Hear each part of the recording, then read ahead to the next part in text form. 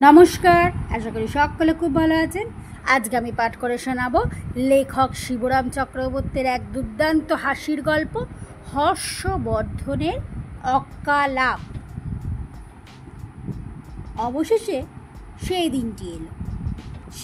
সেই শোকাবহ দিনটি ঘনিয়ে এলো হর্ষবর্ধনের জীবনে। আমার সঙ্গে কথা কইতে কইতে হঠাৎ যেন তিনি ধুঁকতে লাগলেন। বললেন, বুকের ভিতরটা কেমন যেন করছে, কনকন করছে কেমন। বলতে বলতে শুয়ে পড়লেন সটান। বুঝতে আর বাকি রইল না। রোজ সকালের দৈনিক খুলেই যে খবরটা প্রথম নজরে পড়ে তেমন খবর একটা না একটা থাকে রোজই। কালকের কাগজ খুলেও আরেকটা সেই রকম দুঃসংবাদ দেখতে পাবো টের পেলাম বেশ।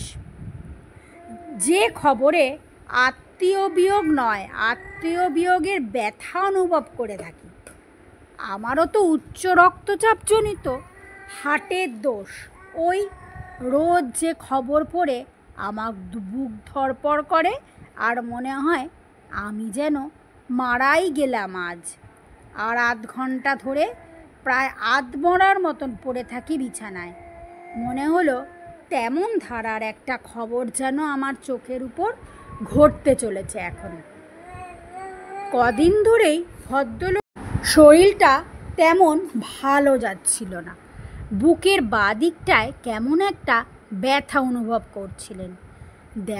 দেখাই করে কাজের চাপে পড়ে সময় অভাবে আর ডাক্তার দেখানো হয়ে উঠছিল না তার।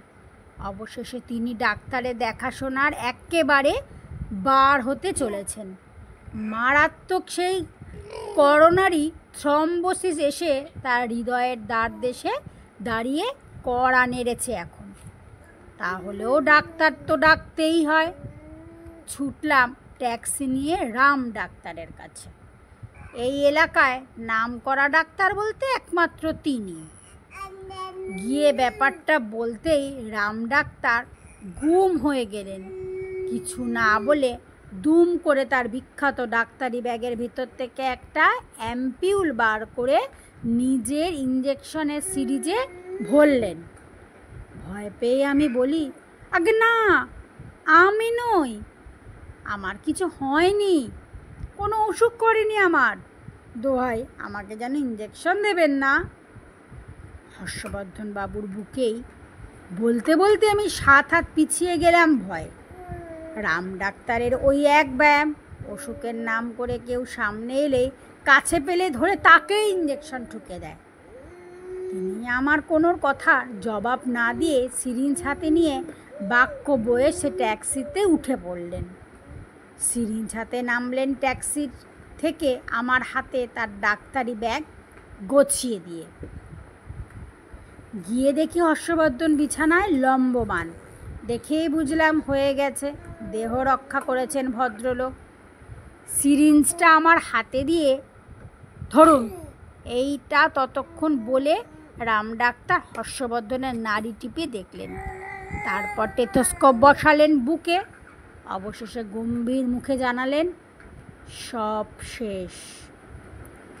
আমি ফল ধরে লক্ষণের মতন তার সিরিঞ্জ হাতে কম্পাউন্ডারের দুর্লক্ষণের মতো দাঁড়িয়ে আছি তখনও। দিন তো সিরিজটা। আমার দিকে তাকিয়ে তিনি বললেন, ওষুধটা আর নষ্ট করবো না, ওর নাম করে সিরিজে যখন ভেবেছি তখন ইঞ্জেকশনটা বরবাদ না করে দিয়েই যাই বরং ওনাকে। বলে মরার উপরে খাড়ার ঘাড় মতন ইঞ্জেকশনটা স্বর্গত তার বুকের উপর ঠুকে দিয়ে ভিজিটের টাকাগুলো গুনে নিয়ে ব্যাগে হাতে ট্যাক্সিতে গিয়ে চাপলেন আবার। হর্ষবর্ধনের বউ পা ছড়িয়ে কাঁদতে বসলেন। আমি একখানা সাদা চাদর দিয়ে ঢেকে দিলাম সব দেহকে। গোবর্ধন চোখের জল মুছে বলল, কান্না পরে, ভাইয়ের কাজ আগে করি। আমি নিউ মার্কেট চললাম, ফুল নিয়ে আসি গে, তারপরে খাট সাজাতে হবে। আপনি যদি পারেন তো ইতিমধ্যে কীর্তনে দিয়ে ডেকে আনুন, বন্ধুর কর্তব্য করুন। তার আগে চাই ডেথ সার্টিফিকেট, আমি জানাই, তা না হলে মরা নিয়ে কেওড়াতলায় ঘেঁষতেই দেবে না। তাড়াহুড়োর মধ্যে ডাক্তারবাবু চলে গেলেন ভুলে। ডেথ সার্টিফিকেট না দিয়েই সেটা লিখিয়ে আনি গিয়ে তার কাছে থেকে, তারপর ফেরার পথে তোমার সংকীর্তন পার্টির খবর নেব না হয়। ডেথ সার্টিফিকেট পেলাম, কিন্তু কেতুনিদের খোঁজ পাওয়া গেল না। তারা যে কোথায় পড়ে থাকে, কোথায় যায়, কেউ তা বলতে পারল না। শুধু এইটুকু জানা গেল, আজকাল নাকি তাদের ঘোর চাহিদা। ঘিত দুগ্ধপুষ্ট মনস্বীযত বড়লোকদের মরক যেন লেগেই আছে চারধারে। ডেথ সার্টিফিকেট হাতে দরজাতেই পা ঠেকতেই চমকে উঠতে হলো। বাড়িতে পা দিয়ে যার কন্দনধ্বনি কানে আসছিল, তিনি আর্তনাদ করে উঠেছেন যেন অকস্মাৎ। ঢুকে দেখলাম হর্ষবর্ধনের স্ত্রী ও নিষ্পন্দ শটান। সতীসাধ্যী সহমরণে গেলেন বলে তার পায়ের হাত ঠেকিয়ে নমস্কার করে নাকের গোড়ায় হাতটা ঠেকাতে, ও মা, নিঃশ্বাস পড়ছে যে বেশ, অজ্ঞান হয়ে গেছেন মাত্র। মুখে চোখে জলের ঝাপটা দিতে নড়ে চড়ে বসলেন উনি। হঠাৎ এমন করে চেঁচিয়ে উঠলেন যে, হয়েছিল কি? আমি জিজ্ঞাসা করি। তিনি ভীতবহল নেত্রে বিগত হর্ষবর্ধনের দিকে অঙ্গুলি নির্দেশ করে বললেন, মরাটা নড়ছিল যেন মনে হলো, বলে নিজের আশঙ্কাটা ব্যক্ত না করে পারলেন না। শনিবারের বারবেলায় গত হলেন, দানোয়া পায়নি তো? ভূতপ্রেত কিছু হয়নি তো? উনি প্রেতজনই সব প্রাপ্ত হয়েছে কিনা শুধোচ্ছেন। তা কি করে হয়? ওর মতন দ্রাণবত পুণ্যত্যার লোক শটান স্বর্গে চলে গেছেন। উনি তো ভূত হবেন না, না কোনো ভূত ওর দেহে ভর করতে পারবেন। বলে মুখে সাহস করে দি বটে, কিন্তু সত্যি বলতে আমার বুক কেঁপে ওঠে। রাম রাম নাম করুন, তাহলে আর কোনো ভয় নেই ক। আমার শ্বশুর ঠাকুরের নাম করি যে কি করে? তিনি বললেন, আপনি করুন বরঞ্চ, আমাকে আর করতে হবে না রাম রাম। আমার নামের মধ্যেই স্বয়ং রাম আছেন। তার উপর আমার হাতে সাক্ষাৎ রাম ডাক্তারের সার্টিফিকেট। এই দেখুন, ভূত আমার কাছে ঘেঁষবে না। দেখতে দেখতে হর্ষবর্ধন নড়ে চড়ে বসলেন বিছানার উপর। খানিকক্ষণ যেন অবাক হয়ে তাকিয়ে রইলেন চারিদিকে। তারপর নিজেকে চিমটি কেটে দেখলাম বার কয়েক, না, বেঁচেই আছি বটে বলে তারপর শুধলেন আমাদের। শিবরাম বাবু, আপনি অমন গোমরা বুকে দাঁড়িয়ে কিসের জন্যে? গিন্নি তোমার চোখে জল কেন গো? কারো কোনো বাক্যস্ফূর্তি না দেখেই আপন মনেই যেন শুধালেন। আবার কি হয়েছে আমার? প্রশ্নটা আমার উদ্দেশ্যে নিক্ষিপ্ত মনে করে আমি তাকে পাল্টা জিজ্ঞাসা করলাম, আপনি তো বললেন আপনার কি হয়েছিল? কিছুই হয়নি, তিনি জানালেন তখন। একটা ভারী বিচ্ছিরি দুঃস্বপ্ন দেখেছিলাম যেন, এরকমটাই মনে হচ্ছিল এখন। কিছু হয়নি তাহলে? আপনি কিছু আর ভাববেন না, কর্তাকে গরম গরম এক কাপ কফি এনে দিন তো, বললাম আমি শ্রীমতীকে। উনি 2 কাপ কফি খেয়ে নিয়ে এলেন, আমার জন্য 1 কাপ ওই সঙ্গে। কফির পেয়ালা নিঃশেষ করে তিনি বললেন, আপনার হাতের কাগজটা দেখি তো।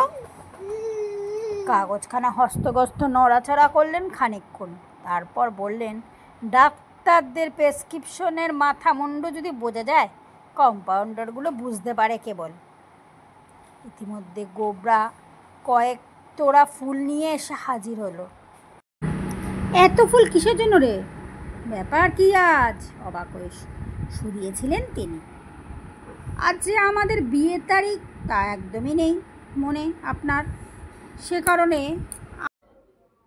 আমার কথায় গোবর্ধন ভায়া ফুল কিনে আনতে গিয়েছিল বাজারে। নতুন ফুলসজ্জার দিন নাচ না আপনার?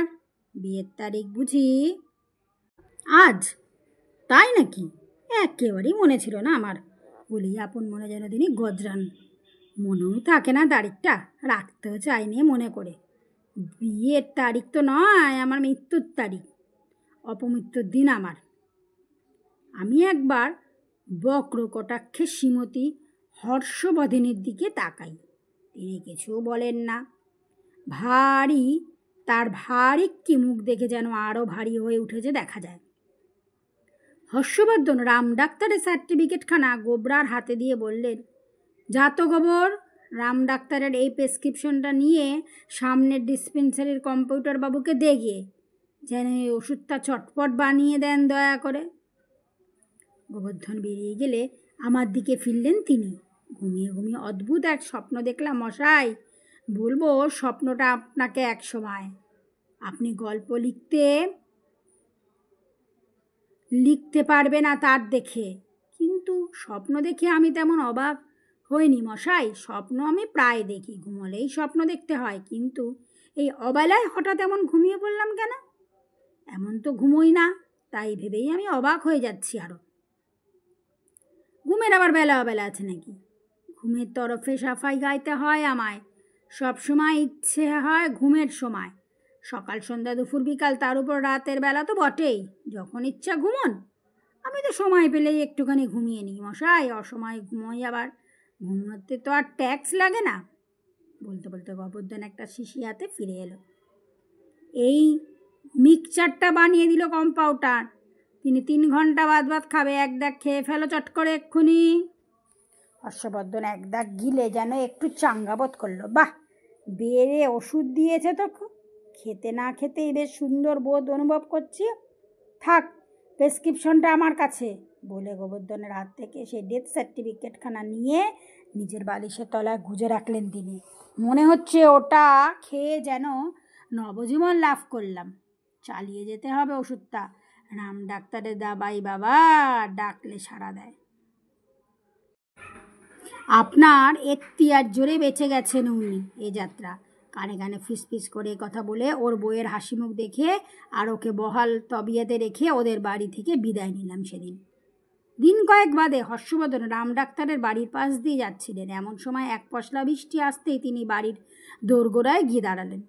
তারপর সেখানেও বৃষ্টির ছাট আসতে দেখে ভাবলেন, রাম ডাক্তার ওষুধ খেয়ে এমন ভালো আছেন, তার সঙ্গে একবার দেখা করে ধন্যবাদটা জানিয়ে যাই।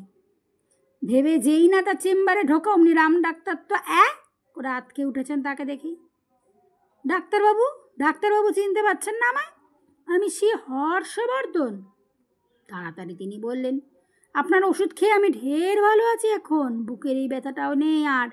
সেই কথাটা বলতে এলাম আপনাকে। আমি তো কোনো ওষুধ দিয়ে আসিনি আপনাকে, শুধু একটা কোরামিন ইঞ্জেকশন দিয়েছিলাম কেবল। তবে কি তারই রিয়াকশানে আপনি পুনর্জীবন? সে কি, আমাকে দেখে প্রেসক্রিপশনটা দিয়ে আসেননি আপনি? বাধা দিয়ে বলেন হর্ষবর্ধন, কাগজখানা সেই থেকে আমি বুকে করে রেখেছি যে, কখনো কাজ ছাড়া করিনি। আপনার এই প্রেসক্রিপশন ওষুধ খেয়েই তো আজ নবজীবন লাভ করলাম মশাই। প্রেসক্রিপশন দেখিয়া, এটা তো আপনার ডেথ সার্টিফিকেট, আমিই দিয়েছিলাম বটে। Death certificate? এবার আটকাবার পালা হর্ষবর্ধনে। কাঁপতে কাঁপতে সামনে চেয়ারটায় বসে পড়লেন তিনি।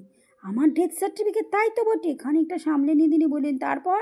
তাহলে ঠিকই হয়েছে। আমার সেই ভীষণ স্বপ্নটার মানে আপনি বুঝতে পেরেছি এখন। এতক্ষণে বুঝলাম।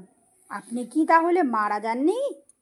না, মারা গিয়েছিলাম ঠিকই, ডেথ সার্টিফিকেট দিয়েছিলেন আপনি। তাহলে কি এখন ভূত হয়ে ভয় খেলো? তেমন ভয়াবহ কিছু না, বিবেচনা করে ডাক্তার তত ঘাবড়ালেন না। এবার দেখুন স্বর্গীয় হর্ষবর্ধন বাবু, আমার কোনো দোষ নেই। আমি আপনাকে মারিনি, সে সুযোগ পাইনি বলতে গেলে। আমি গিয়ে পৌঁছাবার আগেই আপনি খতম হয়ে গিয়েছিলেন। না না না, আপনার কোনো দোষ দিচ্ছি না। আমি মারা গিয়েছিলাম ঠিকই, আমরা নিজ গুণেই মরেছিলাম। আপনার ডেথ সার্টিফিকেট কোনো ভুল হয়নি। জমালয় নিয়েও গেছিল আমায়। ঘটনাটা যা হয়েছিল তাহলে বলি আপনাকে। তাহলে জমালয় ফেরত বেঁচে ফিরে এলাম কি করে আবার শুনলে আপনি অবাক হবেন। সন্দেহ একেবারে না গেলেও রাম ডাক্তার উৎকণ্ঠ হন। যমদূতরা নিয়ে গিয়ে যমরাজের দরবারে তো হাজির করলো আমায়। বলে যান অভূতপূর্ব হর্ষবর্ধন, দেখলাম বিরাট সেরেস্তার সামনে সিংহাসনে বসে আছেন যমরাজ। সামনে দপ্তর নিয়ে বসে চিত্রগুপ্ত। তিনি যে চিত্রগুপ্ত কেউ না বলে দিলেও তার দিকে তাকালেই তো মালুম হয়। যমদূতরা তো সব ইতস্তত খাড়া। যমরাজ আমাকে দেখেই গুপ্তমশাইকে ডেকে বললেন, দেখো তো হে, এ পাপ পুণ্যের হিসাবটা দেখো তো একেবার। খাতিয়ান দেখে চিত্রগুপ্ত জানালেন, প্রভু, এর পুণ্যকর্মই তো বেশি দেখছি, তবে পাপও করেছে কিছু কিছু। কি পাপ? আগে ভেজালের কারবার। ভারতখণ্ডের বেশিরভাগ লোকই যা করেছেন আজকাল। সে ভেজাল দিত লোকটা? কাঠের ভেজাল। প্রভু, কাঠ কি কোনো খাবার জিনিস না ওষুধপত্র যে তাতে আমি ভেজাল দিতে যাব? প্রতিবাদ না করে পারলাম না আমি। কাঠ কি কেউ খায় কখনো? না কাঠে কেউ ভেজাল দিতে যায়। কাঠের আবার ভেজাল হয় নাকি? কিন্তু হয়েছে। চিত্রগুপ্ত বললেন, লোকটা দামি সেগুন কাঠ বলে বাজে বেগুন কাঠের ভেজাল চালাতো। আপনি অবাক করলেন গুপ্ত মশাই। আমি বললাম, তখন পাট গাছ থেকে যেমন ধান হয়ে থাকে সেই রকম কথাটাই বলছেন না আপনি? বেগুন গাছ থেকে কাঠ হয় নাকি আবার? পাট গাছের থেকেও তবু পাটকাঠি মেলে, বেগুন গাছের থেকে কাঠ তো দূরে থাকে, একটা কাঠিও যে পাওয়া যায় না মশাই।